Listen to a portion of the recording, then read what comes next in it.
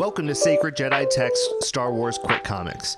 Today's episode, we talk about the High Republic series, issue 1. Let's do it!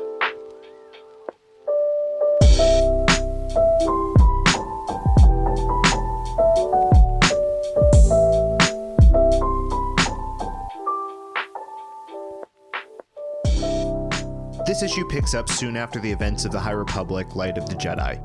If you haven't read Light of the Jedi yet, I recommend reading it beforehand or check out the Sacred Jedi Text episode on YouTube or your favorite podcast platform. We follow Keeve Trennis and her master Skier to the planet Shuridan, home to the Zimpi species. Keeve is ready for her Jedi trials, so Skier brings her here for her test. She meets a friendly Zimpi named Conry. He takes a liking to Keeve and follows her during her trials. Keeve must retrieve a Tythonian pendant that Skier placed at the top of a group of skyscraper needles reminiscent of stalagmites protruding from the ground. Keeve struggles with her self-confidence, wondering if she's truly ready to be a Jedi Knight. Even so, she starts on her trial. Conry tags along, making it difficult for Keeve to focus.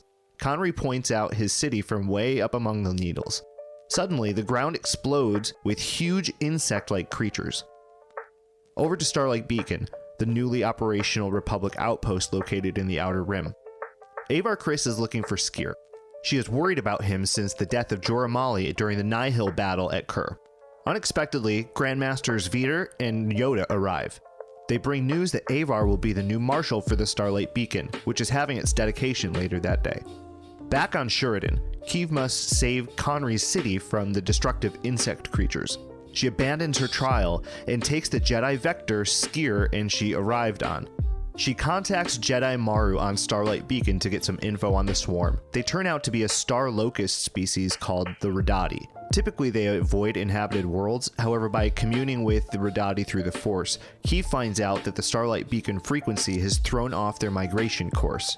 Keeve rigs the Vector to replicate the beacon signal and gets the Redati to follow it. She sends it out to space on autopilot, an abandoned ship, floating down to the surface. Skier meets Keeve as she is repairing some of the damage on the surface and finds out the Vector is gone. Skier and Keeve get transport back to Starlight Beacon. To Keeve's surprise, Master Avar Kriss is waiting there to knight her. Later at the dedication, Keeve comes to grip with her confidence in the Force. She submits that she will never really be ready, but vows to never let the Order down. Then, away from the crowd, Skier walks into a dim room. Suddenly, he drops to his knees and screams. To be continued. Some quick thoughts about the issue. Cavan Scott has a really humorous tone, juxtaposed with intense drama and tension. I enjoy his writing so far.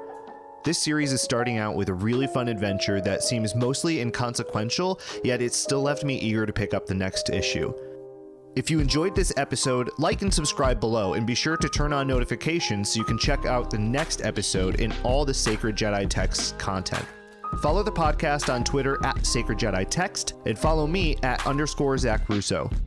May the Force be with you.